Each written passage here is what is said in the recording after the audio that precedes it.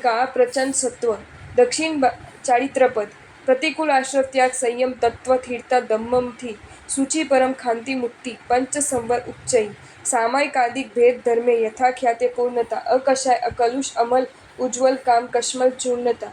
આ પ્રચંડ સત્વ દક્ષિણ બાજુના પ્રદેશમાં એ સાધ્વી વૃંદનું વિચરણ ચાલુ હતું. પાપભીરુ અને ભવભીરુ એ સાધ્વી વૃંદના એ બાજુના વિચરણથી અનેક ભાવિકો ધર્મમાં જોડાઈ રહ્યા હતા. એમાં એક દિવસ બન્યું એવું કે સવારના 7 વાગે વિહાર કરી રહેલા એ સાધ્વી વૃંદમાંથી એક સાધ્વીજી અન્વય સાધ્વીઓ કરતાં લગભગ 500-700 ડગલા આગળ વિહાર કરી રહ્યા હતા અને પાછળથી પૂર ઝડપે આવી રહેલ એક ગાડીએ આ સાધ્વીજીને અડફેટે લઈ લીધા. સાધ્વીજી પડી ગયા. શરીરમાંથી લોહી વહેવાનું ચાલુ થયું. ગાડીનો ડ્રાઈવર તો ગાડી સાથે ભાગી ગયો, પણ પાછળ રહી ગયેલ સાધ્વીઓ ત્યાં આવી ગઈ અને જેમને જોયું કે પોતાના ગુરુબેન સાધ્વીજી રસ્તા પર લોહી નીકળતી હાલતમાં પડ્યા છે. સાધ્વીજી ભાનમાં હતા. સૌ સાધ્વીજીઓ એમને પૂછ્યું પણ ખરું કે શું થયું, પણ એ સાધ્વીજી સૌ સામે ચક્કલ-વક્કલ નજરે જોયા કરે, પણ એક શબ્દ પણ બોલે નહીં. છેવટે સૌ સાધ્વીજીઓએ પોતાની પાસે રહેલ દાંડાઓનું સ્ટ્રેચર બનાવ્યું અને એ સ્ટ્રેચરમાં સાધ્વીજીને લઈને 5 કિલોમીટર જેટલું ચાલી જે ગામમાં પહોંચવાનું હતું એ ગામના ઉપાશ્રયમાં દાખલ થયા. પાટ પર એમને સુવડાવ્યા અને સાથેના સાધ્વીએ ફરી પૂછ્યું, પણ તમને થયું શું? ગાડીવાળાએ ટક્કર લગાવી. એ સાધ્વીજીએ જવાબ આપ્યો, તમને એ સ્થળ પણ પૂછ્યું અને રસ્તામાં પણ 4-5 વાર પૂછ્યું. તમે એક શબ્દ ના બોલ્યા અને છે કંઈ કહો છો કે મને ગાડીવાળાએ ટક્કર લગાવી? કમાલ કરો છો. મારે અભિગ્રહ હતો. શેનો? મૌનનો. એટલે આપણે જે ગામથી વિહાર કર્યો ત્યાં વિહાર વખતે મેં અભિગ્રહ કર્યો હતો કે સામા ગામે ન પહોંચું ત્યાં સુધી મૌન. હવે તમે જ કહો, રસ્તામાં વચ્ચે તમને જવાબ કેવી રીતે આપો? હા, સંકલ્પ, સત્વ, સમર્પણનો ત્રિવેણી સંગમ જે જીવનમાં આંગણે રચાય છે એ ચારિત્ર જીવનથી અભિમુખ બનવું છે. આ 4 વિકલ્પોને અમલી બનાવતા જોઈએ. તુર્ત સ્વીકાર. શેઠને ત્યાં નોકરી માટે ગયેલ યુવકને શેઠે ખુરશી પર બેસાડ્યો તો ખરો, પણ બેસાડીને પ્રશ્નો પૂછવાનું ચાલુ કર્યું. તારું નામ શું છે? આપ જે આપશો તે. તું કામ શું કરીશ? આપ જે કરાવશો તે. કામકાજ દરમિયાન ઓફિસમાં તું વસ્ત્રો કેવા પહેરીશ? આપ જેવા પહેરાવશો તે. તું રહીશ ક્યાં? આપ જ્યાં રાખશો ત્યાં. તું ખાઈશ શું? આપ જે ખવડાવશો તે. તારી પોતાની કોઈ ઈચ્છા? આપણી જે ઈચ્છા એ મારી ઈચ્છા. તારી કોઈ પસંદગી? હું અહીં નોકરી માટે આવ્યો છું અને મને ખ્યાલ છે કે નોકરને પસંદગીનો કોઈ અધિકાર હોતો નથી. અને એ યુવકને શેઠે નોકરી માટે રાખી લીધો. એક સંસારી આત્માની ઓળખાણ છે આ જ. અનંત કર્મોની કેદી, અનંત ગલત અભ્યાસનો કેદી, અનંત કુસંસ્કારોનો કેદી. ન પોતાનું ધાર્યું મેળવી શકે, ન પોતાનું ધાર્ય પોતે કરી શકે કે બીજા પાસે કરાવી શકે. અરે પોતાનું ધાર્ય વિચારી પણ ન શકે. કહેવું હોય તો એમ કહી શકાય કે 4 ગતિમાંની એક પણ ગતિમાં એક પણ જીવ એવી પરાધીનતાનો શિકાર નથી કે જેવી પરાધીનતાનો શિકાર આ સંસારનો પ્રત્યેક સંસારી જીવ છે. અલબત્ત આ પરાધીનતાને પડકારી શકાય છે, તોડી શકાય છે, કર્મ સત્તાના છક્કા પણ છોડાવી શકાય છે, તો ગલત અભ્યાસની પથારી પણ ફેરવી શકાય છે. અનાદિની આ ગુલામીનો ચોક્કસ અંત લાવી શકાય છે. પણ સબૂર, એ માટેની જે કેટલીક શરતો છે એ શરતો આપણે પહેલાં જાણી લેવાની જરૂર છે.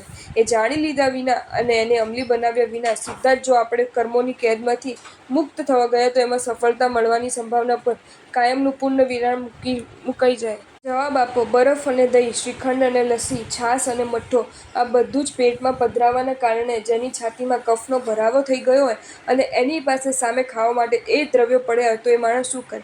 પ્રથમ નંબરમાં તો એ ભૂખ્યો રહી જાય, પણ એમાંનું એક પણ દ્રવ્ય એ પેટમાં પધરાવે જ નહીં. પણ ભૂખ એનાથી સહન થઈ શકે તેમ ના હોય અને પેટમાં સામે રહેલ દ્રવ્યોમાંનો જ કોઈક દ્રવ્ય પધરાવવાનો હોય તો એક દ્રવ્યથી જો એની ભૂખ શાંત થઈ જતી હોય તો બીજું દ્રવ્ય પેટમાં ન પધરાવે અને 2 દ્રવ્યથી કામ પતી જતું હોય તો ત્રીજું દ્રવ્ય પેટમાં ન પધરાવે. સંદેશ સ્પષ્ટ છે.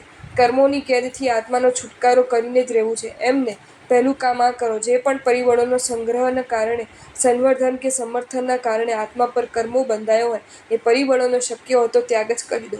એ જો શક્ય ન લાગતું હોય તો એની પસંદગી પર નિયમન મૂકી દો, નિયંત્રણ મૂકી દો. 2 + 2 4 જેવું આ સીધું ગણિત છે. ગાડી ગલત રસ્તે આગળ વધી રહ્યાનું સ્પષ્ટ ખ્યાલ આવી ગયા પછી ડ્રાઈવરે પહેલા નંબરમાં તો બ્રેક જ લગાવી દેવી જોઈએ અને એ શક્ય ન દેખાય તો ગાડીની ગતિને ધીમી કરી દેવી જોઈએ. પણ એક્સિલેટર પર પગ મૂકીને ગાડીની ગતિને વધારતા તો ન જ જવું જોઈએ. એક વાત ખાસ યાદ રાખજો કે રસલંપટ એવા રોગીની સામે ભોજનના દ્રવ્યોની પસંદગીના વિકલ્પો જેટલા વધુ આપો એટલી એના શરીરમાં રહેલ રોગની વકરવાની શક્યતા જેમ વધુ તેમ ભોગ લંપટ એવા મનની સામે 5 ઇન્દ્રિયોના વિષયોની પસંદગીના વિકલ્પો જેટલા વધુ આપો એટલી એની વાસના વકરવાની શક્યતા વધુ.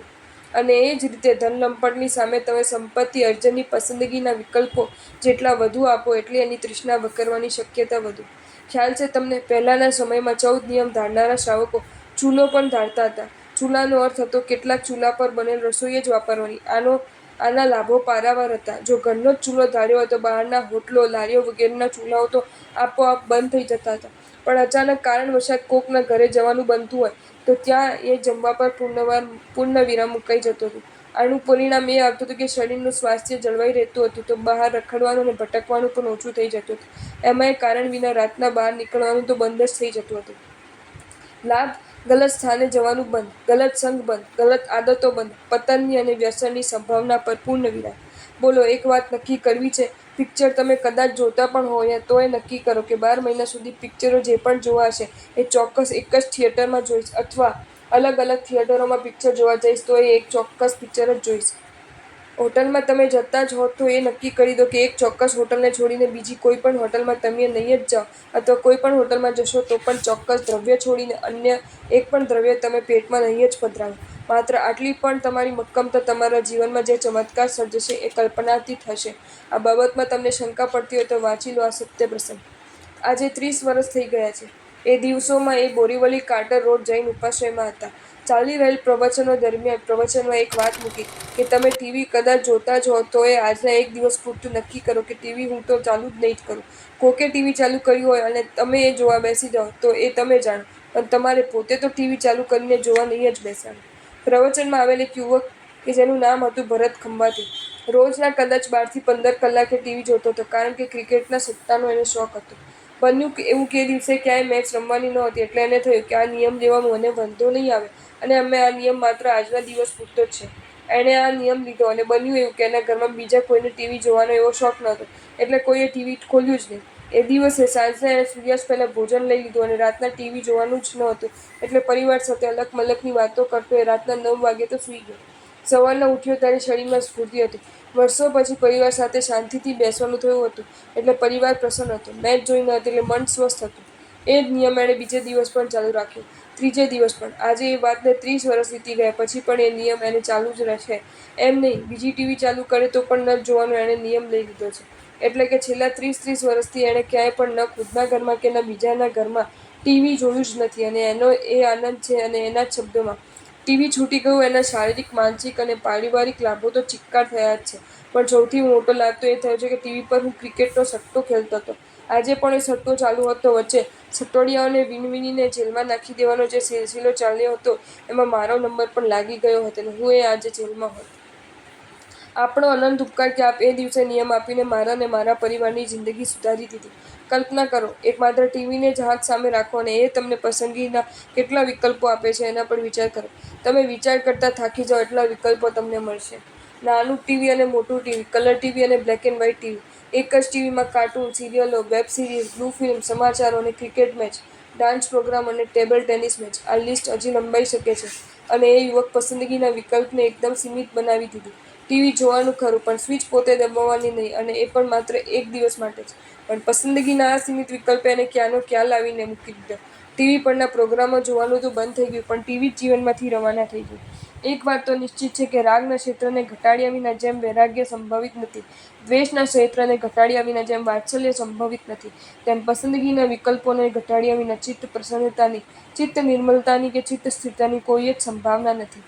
વર્તમાન યુગની કોઈ એક ભયંકર દેન હોય તો આ છે કે એણે આબાલ વૃદ્ધ સમક્ષ, સજ્જન દુર્જન સમક્ષ, પાત્ર અપાત્ર સમક્ષ, પરિપક્વ અપરિપક્વ સમક્ષ, વ્યભિચારી દુરિચારી સમક્ષ પસંદગીના પારાવાર વિકલ્પો મૂકી દીધા છે. હવસખોર સમક્ષ રૂપવતી કન્યા મૂકી દેવાની, ધન લંપટ સામે રૂપિયાની થપ્પીઓ મૂકી દેવાની, બિલાડી સામે ઉંદર મૂકી દેવાની, કાગડા સામે ગટર ખુલ્લી કરી દેવાની, ડુક્કર સામે સંડાસ ખુલ્લા મૂકી દેવાના. પોતાના બાળક પર પારાવાર પ્રેમ હોવા છતાં મમ્મીએ બાળકને અને એની પસંદગી પ્રમાણે ખાવાનું ન આપતા જો એની પેટની પાત્રતા જોઈને જ ખાવાનું આપે છે. પુખ્ત થઈ ગયેલા છતાં મંદબુદ્ધિનો શિકાર બનેલ પુત્ર ને એના પપ્પા જો એની સમજણ પ્રમાણે સંપત્તિ આપે છે. પુખ્ત હોવા છતાં પરિપક્વ ન હોય એવા યુવકને કાયદો એની પસંદગી મુજબ ગાડી ચલાવવાનો અધિકાર જો નથી જ આપતો તો પછી બધાની સામે બધું રજૂ કરી દઈને એની પસંદગી મુજબ આપી દેવાની બેવકૂફી તો કરી શી રીતે શકાય? યાદ રાખજો, એક વ્યક્તિ પુખ્ત છે પણ પાત્ર નથી. એક વ્યક્તિ પાત્ર છે પણ પરિપક્વ નથી. એક વ્યક્તિ પુખ્ત છે પણ પરિપક્વ નથી. એક વ્યક્તિ પરિપક્વ છે પણ પુખ્ત નથી. એક વ્યક્તિ પરિપક્વ છે પણ પાત્ર નથી. એક વ્યક્તિ પાત્ર છે પણ પુખ્ત નથી. એક વ્યક્તિ પુખ્ત પાત્ર કે પરિપક્વ ત્રણમાંથી એક કંઈ નથી અને એક વ્યક્તિ પાત્ર પણ છે, પુખ્ત પણ છે અને પરિપક્વ પણ છે. આ 8 ભાગમાંથી પસંદગીનો અધિકાર જો કોઈ એકને જ આપવાનો હોય તો એ અધિકાર પરિપક્વતાની યોગ્યતા જે ધરાવતો હોય એને જ આપી શકાય. 10 વર્ષનો બાબો પાત્ર હોઈ શકે પણ એ પુખ્ત પણ નથી હોતો તો પરિપક્વ પણ નથી હોતો. પસંદગીનો અધિકાર એને ન જ અપાય. 20 વર્ષનો મંદબુદ્ધિ યુવક પુખ્ત હોય છે પણ પાત્ર અને પરિપક્વ નથી હોતો. પસંદગીનો અધિકાર એને પણ ન અપાય. હિતાહિતની પતન ઉત્થાનની જેને કોઈ સમજ નથી એવા 25 વર્ષનો નવયુવક પુખ્ત હોય છે, કદાચ પાત્ર પણ હોય છે, પણ એ પરિપક્વ નથી હોતો. પસંદગીનો અધિકાર એને પણ ન જ અપાય. હા, યવભ્રષ્ટ કોક સાધકનો આત્મા પુખ્ત કદાચ ન પણ હોય, પણ જન્માંતરીય સાધનાઓના સંસ્કારોની એની પાસે મૂડી હોય છે અને એ હિસાબે એની પસંદગી પરિપક્વતા મૂલક હોય એવી પૂરી શક્યતા છે. ટૂંકમાં પસંદગીનો અધિકાર એને જ હોવો જોઈએ જેની પાસે પરિપક્વતા હોય. વિજ્ઞાન અને અધ્યાત્મ અહીં અલગ પડે છે. વિજ્ઞાન લોજનું પ્રતિનિધિત્વ ધરાવી રહ્યું છે જ્યારે ધર્મ ઘરનું પ્રતિનિધિત્વ ધરાવી રહ્યું છે. લોજમાં જમવા જનાર યુવકનું પેટ ભલેને બગડેલું હોય, એ જો ખમણ માંગે છે તો લોજવાળા એને ખમણ આપી જ દે છે. એ યુવકને ભલેને છાતીમાં કફ ભરાઈ ગયો છે, એ જો દહીં માંગે તો લોજવાળા એને દહીં આપી જ દે છે. એ યુવકને ભલેને તાવ હોય, એ જો બરફી માંગે છે તો લોજવાળા એને બરફી આપી જ દે છે. જ્યારે ઘરમાં બાબો જમવા બેઠે પછી મમ્મી પાસે જે પણ દ્રવ્યો માંગે છે એ બધા દ્રવ્યો મમ્મી એને આપી દેતી નથી. બાબાના સ્વાસ્થ્યને આંખ સામે રાખીને એના સ્વાસ્થ્યને પ્રતિકૂળ ન હોય પણ અનુકૂળ હોય એ જ દ્રવ્ય આપે છે. વિજ્ઞાન શું કરે છે? આ જે લોજવાળા કરે છે. જીવોની પુખ્તતા, પાત્રતા કે પરિપક્વતા જોયા વિના જીવોની સામે એ તમામ પ્રકારના પદાર્થો ખડકતું જ રહે છે. માત્ર 7 વર્ષની વયે છોકરાને મોબાઈલ જોઈએ છે, 10 વર્ષની વયે એને ડ્રગ્સ જોઈએ છે, 20 વર્ષની વયે એને દારૂ જોઈએ છે, 17 વર્ષની વયે કોકનું ખૂન કરવા અને છરી જોઈએ છે. વિજ્ઞાન કહે છે કોઈ પણ વ્યક્તિ કાંઈ પણ માંગે એને આપી જ દો, પછી ભલે એ વસ્તુથી એ વ્યક્તિને નુકસાન થતું હોય, એના પરિવારને, સમાજને, રાષ્ટ્રને કે જગતને નુકસાન થતું હોય. જ્યારે ધર્મની આખી વાત ન્યારી છે. વ્યક્તિનું હિત ન થતું હોય પણ અહિત થતું હોય, સદ્ગુણીને બદલે દુર્ગુણી બની જતો હોય, આલોક મજાવાળો પણ પરલોક સજાવાળો બની જતો હોય એવી એક પણ વસ્તુ એના હાથમાં ન જ આપવી જોઈએ. એની તકેદારી ધર્મ રાખતો હોય છે. શું કહું? ચારિત્રનો અર્થ જ છે સંયમ અને સંયમનો અર્થ જ છે નિયંત્રણ. જ્યાં વિચારોની પસંદગી પર નિયંત્રણ નથી, વચનોચ્ચારની પસંદગી પર નિયંત્રણ નથી, વર્તનની પસંદગી પર નિયંત્રણ નથી, વસ્તુઓની પસંદગી પર નિયંત્રણ નથી, એની પાસે સંયમ તો શું, સદાચાર પણ નથી, સ્વસ્થતા પણ નથી અને તંદુરસ્તી પણ નથી. સાચે જ જીવનમાં પવિત્રતાની અને મનમાં પ્રસન્નતાની પ્રતિષ્ઠા કરીને જ રહેવું છે. પસંદગીના વિવેકને હાજર રાખો અને પસંદગીમાં મર્યાદા રાખો. રામ તારી માયા એક કરોડપતિ દરબાર હતો. લગભગ 70ની વયે એ માળે પરિચયમાં આવ્યો. શરીર પર લેંઘો અને ખમીસ, પગમાં ચંપલ નહીં. પોતાના કપડાં હાથે ધુએ એ તો ઠીક, પણ પોતાની રસોઈ પણ પોતે જ બનાવે. જમવાનું એક જ ટાઈમ અને એમાંય માત્ર 3 જ દ્રવ્યો, રોટલો, શાક અને સુખડી. કેટલાક દિવસ તો એમની સાથે વિહારમાં રહ્યા, પણ એ કોઈને ત્યાં જમવા જવાની વાત નહીં. પોતાના હાથે જમવાનું બનાવી લેવાનું અને કમાલનું આશ્ચર્ય તો એ હતું કે એમની સાથે કાંઈ પણ વાત કરો, એનો એ જે પણ પ્રતિભાવ એ આપે, એ પ્રતિભાવની પૂર્ણાહુતિમાં એમના મોઢામાંથી આ વાક્ય અચૂક નીકળે: રામ તારી માયા. આશ્ચર્યની પરાકાષ્ઠા તો એમણે ત્યારે અનુભવી કે પોતાના ઘરે જવા જ્યારે એ રવાના થયા ત્યારે એમને પૂછ્યું કે તમારા પર પ્રેરણાપત્ર લખવું હોય તો સરનામું કયું? રામ તારી માયા, મોરબી.